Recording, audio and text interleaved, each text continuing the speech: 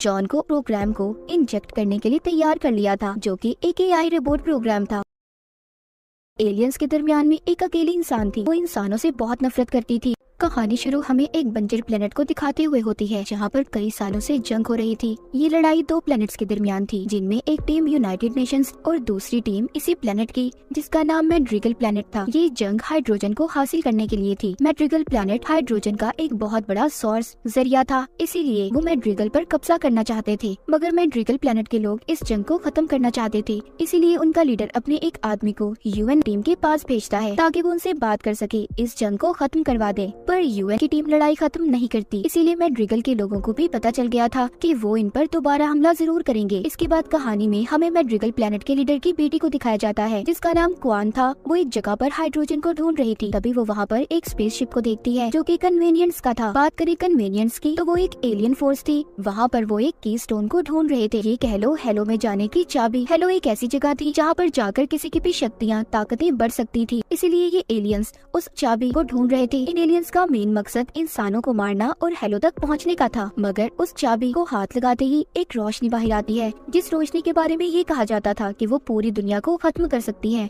एक किस्म का वो एक हथियार था। खैर यहाँ पर एलियंस आकर मैड्रिगल पर हमला कर देते हैं। वहाँ पर यूनाइटेड नेशंस स्पार्टन भी पहुँच गए थे। वो भी एलियंस पर हमला करते हैं, मगर उन्होंने मैड्रिगल के लोगों को मार दिया था। बची थी तो सिर्फ कोआन। यहाँ पर यूनाइटेड नेशन स्पार्टन, जिनमें उनका लीडर जॉन था। जब जॉन को इस बात का पता चलता है कि वो एलियंस यहाँ पर चाबी आर्टिफैक्ट को लेने आए थे, इसीलिए वो यहाँ पर एक गार में जाता है, जहाँ पर उसे वो चाबी आर्टिफैक्ट मिल गया था। जॉन जैसे ही उसे हाथ लगाता है, उसमें से तेज नीली रोशनी बाहर आती है। तभी उसे विजन एक ख्याल आता है, जहाँ पर वो अपनी फैमिली को देखता है, मगर खुद भी वो ये बात नहीं जानता था कि जिन लोगों को वो अपने विजन में देख रहा है वो उसकी फैमिली है। तभी यहाँ पर एक छुपा एलियन ये सब कुछ देख लेता है कि जॉन उस आर्टिफैक्ट को एक्टिवेट कर सकता है, इसीलिए ये जाकर जल्दी से अपने एलियन मास्टर और एक लड़की को बताता है, जिसका नाम मकी था। मकी एलियंस के दरमियान में एक अकेली इंसान थी, मगर वो इंसानों से बहुत नफरत करती थी। उसकी वजह ये थी कि बचपन में उसकी दोस्त की मौत इंसानों की वजह से हुई, और तब उन एलियंस ने इसे बचाया था, इसीलिए ये अब इंसानों से नफरत करती थी। मकी यहाँ पर एलियन मास्टर से ये कहती है कि वो इंसानों के बीच जाएगी और उस आर्टिफैक्ट को लेकर आएगी, मगर एलियन मास्टर उसे जाने से मना कर देता है। उनको मकी की कोई फिक्र नहीं थी। वो सिर्फ इतना जानते थे कि जॉन के बाद मकी ही एक इकलौती इंसान है जो उस आर्टिफैक्ट को इस्तेमाल कर सकती है, इसीलिए वो मकी की जान को खतरे में नहीं डाल सकते थे, जो उन्हें हेलो तक लेकर जाएगी। एक दफा वो वहाँ तक पहुँच गए तो उस आर्टिफैक्ट से निकलने वाली रोशनी खुद ही इंसानों को मार देगी। यूनाइटेड नेशंस में एक डॉक्टर, जिसका नाम कैथरीन था, वो अपनी लीडर को बताती है कि मैड्रिगल में सब कुछ खत्म हो गया है। जब हमारी स्पार्टन टीम वहाँ पर पहुँची तो तब तक एलियंस ने मैड्रिगल के सभी लोगों को मार दिया था। हमारी स्पार्टन टीम के लीडर जॉन का ये कहना है उन्हें वहाँ पर एक आर्टिफैक्ट मिला है, जिसको लेकर वो वापस आ रहे हैं। साथ ही उनके साथ लीडर की बेटी क्वान भी है। यूनाइटेड नेशंस की लीडर कहती है मैड्रिगल के लोगों के साथ जो भी हुआ, हाई कमांड ये समझती है कि सब कुछ हमारी वजह से हुआ है। उनका कहना ये है कि हमें स्पार्टन प्रोग्राम को बंद कर देना चाहिए। हमें जल्द ही मैड्रिगल के लीडर की बेटी से बात करनी होगी, ताकि वो हाई कमांड को बता सके कि उन पर हमने नहीं बल्कि एलियंस ने हमला किया था। अब यूएनएससी की लीडर अपनी बेटी को कुआन के पास भेजती है, ताकि वो उससे बात कर सके। वो कहती है कि तुम पर हमने नहीं बल्कि एलियंस ने हमला किया था, और ये बात तुम्हें सभी प्लैनेट्स को बतानी होगी, वरना वो सब हमारे साथ जंग छेड़ देंगे, क्योंकि उन्हें ऐसा लगता है कि तुम्हारे प्लेनेट के लोगों को हमने मारा है। खैर यहाँ पर वो इनकी बात को मानने के लिए तैयार हो गई थी, मगर वो एक शर्त रखती है कि उन्हें उसे आजाद करना होगा, तभी वो इनके हक में बोलेगी। उधर दूसरी तरफ जॉन आकर डॉक्टर को उस चाबी आर्टिफैक्ट के बारे में बताता है। वो कहता है कि उसे हाथ लगाते ही मुझे एक विजन आया, जिसमें मैंने एक फैमिली को देखा। डॉक्टर कैथरीन जब जॉन की ये बातें सुनती है तो वो समझ गई थी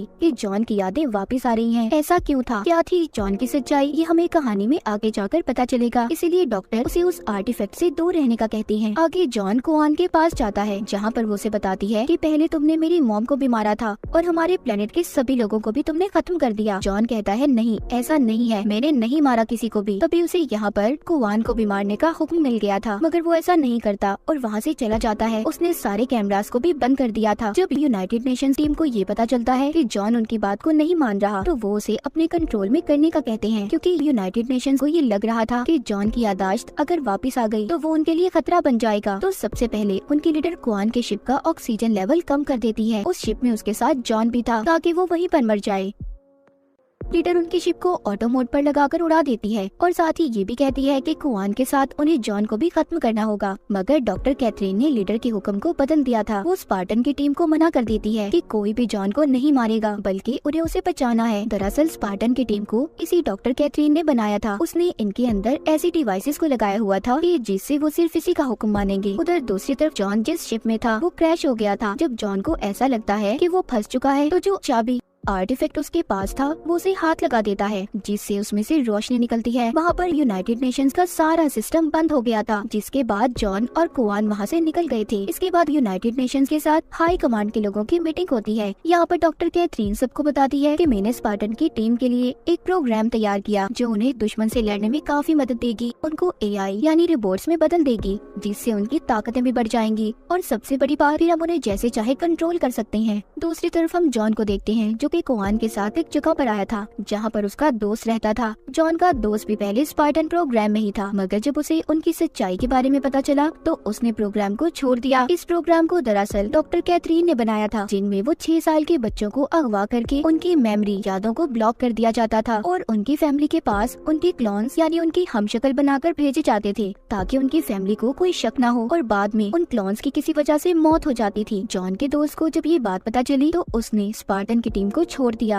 अब खैर जॉन जो अपने दोस्त के पास आया था वो अपने दोस्त को बताता है कि जैसे ही मैं इसको हाथ लगाता हूँ ये एक्टिवेट हो जाता है और मुझे विजन्स भी आते हैं। ये सुनकर उसका दोस्त कहता है कि इन चीजों के बारे में एक आदमी जानता है जिसको कुछ वक्त पहले एलियंस पकड़कर अपने साथ ले गए थे, मगर वो अभी भी जिंदा है। जो वो उस आदमी के पास जाते हैं तो वो बताता है कि ये की स्टोन एक चाबी जैसा है जो कि एक दरवाजे को खोल सकता है और इससे निकलने वाली एनर्जी पूरी दुनिया को खत्म कर सकती है। अब ये सब जानने के बाद जॉन ये फैसला करता है कि वो यूनाइटेड नेशंस वापस जाएगा और जाकर सब कुछ डॉक्टर कैथरीन को बता देगा। वो कुआन को अपने दोस्त के पास छोड़ गया था ताकि वो यहाँ पर महफूज रह सके। वो वापस जाकर यूनाइटेड नेशंस की टीम को सब कुछ बता देता है। वहाँ पर उनकी लीडर अपनी बेटी को बताती है कि तुम जाओ और जाकर इस चीज के बारे में पता करो। उधर डॉक्टर कैथरीन ने भी जॉन को उस प्रोग्राम को इंजेक्ट करने के लिए तैयार कर लिया था, जो कि एक AI रोबोट प्रोग्राम था। वो जॉन को बेहोश करने के बाद उसके अंदर प्रोग्राम को डाल देती है। जॉन को जब होश आता है तो वो अपने अंदर इंजेक्ट किए गए रोबोट से बात करता है और उसे बताता है कि वो चाबी आर्टिफैक्ट स्टोन सिर्फ मेरे हाथ लगाने से ही एक्टिवेट होता है और तभी मुझे अजीब अजीब ख्याल आते हैं। मुझे कुछ भी महसूस नहीं होता, कोई दुख कोई तकलीफ कुछ भी नहीं। सब बातें सुनकर वो रोबोट बताती है कि सभी स्पार्टन टीम की कमर में एक ऐसी डिवाइस को लगाया गया है जो उनके इमोशंस को कंट्रोल करता है ताकि वो हर वक्त मिशन के लिए तैयार रह सकें और यही वजह है तुम्हें भी कुछ भी महसूस नहीं होता। सब जानने के बाद जॉन उस डिवाइस को निकालने की कोशिश करता है जो उसकी कमर में थी। वो उसी रोबोट की मदद से उस डिवाइस को निकाल देता है। ऐसा करते उसे स्पार्टन टीम की एक लड़की ने देख लिया था, जिसके बाद जॉन शहर में जाता है। उस डिवाइस को निकालने के बाद सब कुछ महसूस हो रहा था। वो वापस आकर फिर से उसी की स्टोन को हाथ लगा देता है, जिससे उसे फिर से विजन्स आते हैं। यहाँ पर उसे पता चल गया था कि जो ख्यालात उसे आया करते थे वो उसके बचपन के ही थे। यहाँ पर उसे एक और बात पता चलती है कि इसी चाबी की स्टोन आर्टिफैक्ट जैसा एक और की स्टोन है जो उसके डैड ने उनके घर पर छुपाया हुआ है। जॉन सब बातें अपने अंदर इंजेक्ट AI रोबोट को बताता है। वो समझ गई थी कि जॉन पहले कौन से प्लेनेट पर रहा करता था। वो जॉन को बताती है कि जिस प्लेनेट पर पहले तुम रहा करते थे वहाँ पर यूनाइटेड नेशंस ने एक प्रोग्राम को शुरू किया, मगर वो फेल हो गई, जिसके बाद उन्होंने वहाँ पर सभी लोगों को मार दिया। दूसरी तरफ हम मक्की को देखते हैं जिसने यूनाइटेड नेशंस की एक पेट्रोल शिप पर हमला कर दिया था ताकि वो उस आर्टिफैक्ट तक पहुँच पाए, मगर उसके हाथ कुछ भी नहीं लगता। वहीं पर वो अपने एलियन मास्टर से भी बात करती है। उसकी बात को यूनाइटेड नेशंस के कैप्टन भी सुन रहे थे, मगर उन्हें वो जुबान समझ नहीं आती। यहाँ पर कैप्टन की बेटी मैड्रिगल प्लेनेट के बारे में भी बात करती है। वो बताती है कि वहाँ पर जो नया लीडर है वो मासूम लोगों को मार रहा है। ये सब जब कुआन भी देखती है जो कि जॉन के दोस्त के पास थी तो वो दुखी हो जाती है, क्योंकि वो अपने प्लेनेट को ऐसे बर्बाद होते नहीं देख सकती थी। इसीलिए वो वापस जाने का फैसला करती है। जो वो जॉन के दोस्त से कहती है वो भी मान गया था। अब वो उसे लेकर अपने साथ मैड्रिगल प्लेनेट पर पहुँच गया था। वहाँ पर आते ही कुआन अपनी आंटी से मिलती है और कहती है हमें ऐसे लोगों के खिलाफ लड़ना होगा जो हमारे प्लेनेट पर मासूम लोगों को मार रहे हैं। उसकी आंटी ऐसा करने से साफ मना कर देती है, कहती है बस अब हम और नहीं लड़ सकते, हम अपने लोगों की जान को खतरे में नहीं डाल सकते।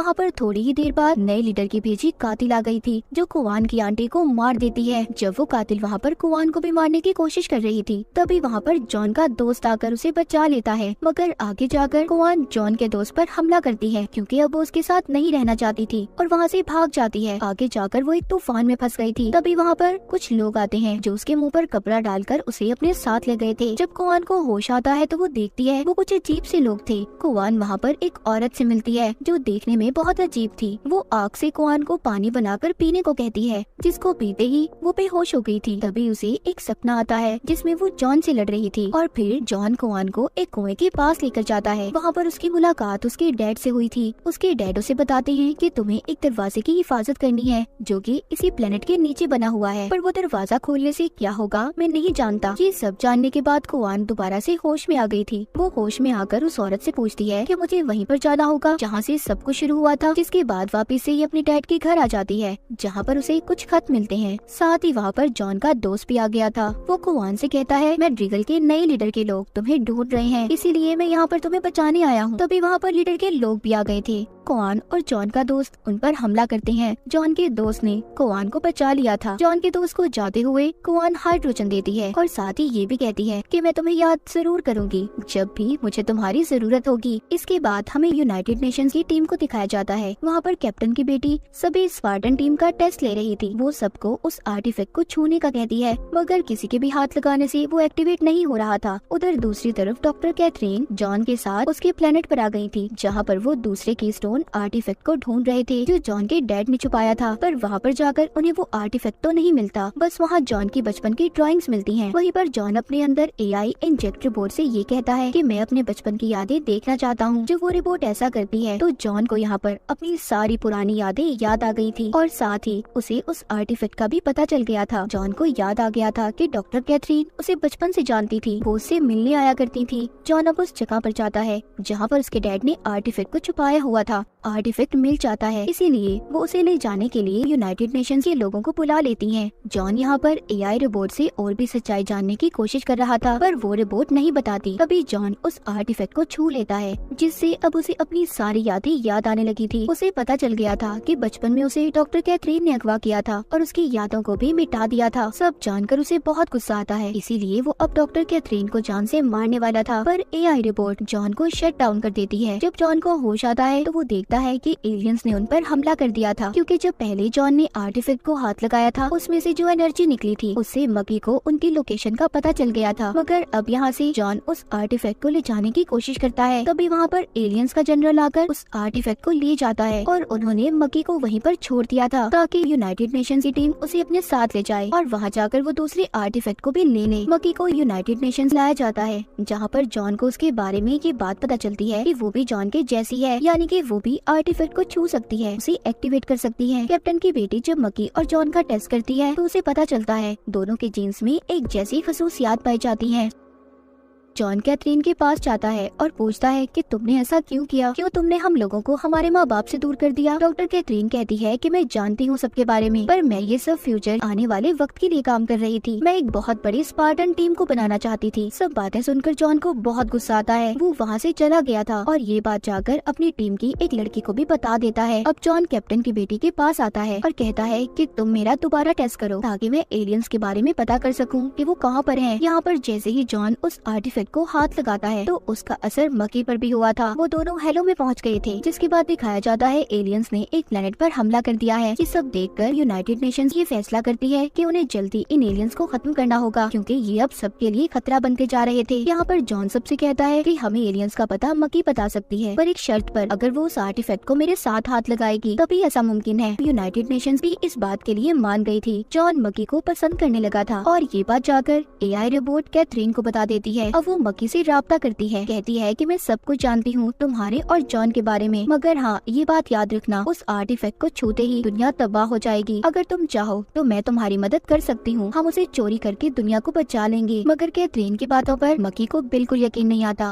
और वो कनेक्शन को खत्म कर देती है। अब कैथरीन यहाँ पर सब स्पार्टन की टीम को बताती है कि जॉन की जान खतरे में है, हमें उसे बचाने के लिए आर्टिफैक्ट को चुराना ही होगा। ये सब कुछ डॉक्टर कैथरीन जानबूझकर कर रही थी, असल में तो आर्टिफैक्ट को वो ही हासिल करना चाहती चाहती थी। उधर मक्की यूनाइटेड नेशंस की कैप्टन और लीडर तक पहुंच गई थी। वो कहती है कि सभी स्पार्टियंस अब आपके दुश्मन बन गए हैं, सब आपके खिलाफ हैं। तभी उधर कैप्टन की बेटी आ जाती है जो मक्की की सच्चाई बता देती है कि ये एलियंस के साथ मिली हुई है। सब जानने के बाद वहाँ पर उन लोगों ने उसे पकड़ लिया था। तभी मक्की को दोबारा से सब पुरानी यादें याद आती हैं कि कैसे इंसानों की वजह से उसकी दोस्त की मौत हुई थी। मक्की गुस्से में आकर आर्टिफैक्ट को छू लेती है जिससे काफी ताकतवर एनर्जी निकलती है। मक्की उस आर्टिफैक्ट को अपने साथ ले गई थी। वहीं पर जॉन को भी यूनाइटेड नेशंस के लोग रोक लेते हैं। अब जॉन और कैप्टन वहाँ पर उन्हें प्रोग्राम की सच्चाई बताते हैं जो कि एक AI रोबोट प्रोग्राम था। डॉक्टर कैथरीन अब फंस चुकी थी, इसीलिए वो वहाँ से भाग जाती है, मगर जल्द ही कैप्टन के लोगों ने उसे पकड़ लिया था। कैथरीन को बताया जाता है कि उसे मौत की सजा सुनाई गई है, मगर कुछ ही देर के बाद कैथरीन को दिल का दौरा पड़ता है और वो मर जाती है। यहाँ पर कैप्टन की बेटी को ये बात समझ आ गई थी कि ये डॉक्टर कैथरीन नहीं बल्कि उसका क्लोन था। असल डॉक्टर कैथरीन अभी भी जिंदा है। जॉन भी अब AI रोबोट के बताए हुए प्लेनेट को ढूंढ रहा था जहाँ पर एलियंस थे। जॉन AI रोबोट से पूछता है, तुम्हें तो कैथरीन ने बनाया था, तो तुम मेरी मदद क्यों कर रही हो? वो कहती है, मुझे कंट्रोल करने के लिए नहीं बल्कि सीखने के लिए बनाया गया है। मैं किसी भी गलत काम में गलत इंसान का साथ नहीं दे सकती। उधर दूसरी तरफ मक्की को दिखाया जाता है जो आर्टिफैक्ट को लेकर एलियन मास्टर के पास आ गई थी। एलियन मास्टर उसे वहाँ पर आर्टिफैक्ट को एक्टिवेट करने का कहते हैं। वो एलियन अपने साथी से कहता है कि जब इस आर्टिफैक्ट से हेलो का दरवाजा खुल जाएगा तो आर्टिफैक्ट से निकलने वाली एनर्जी बाहर आएगी जिससे खुद ब खुद मक्की और बाकी के इंसान मारे जाएंगे। जब मक्की ये सब कर रही थी तभी जॉन अपने साथियों के साथ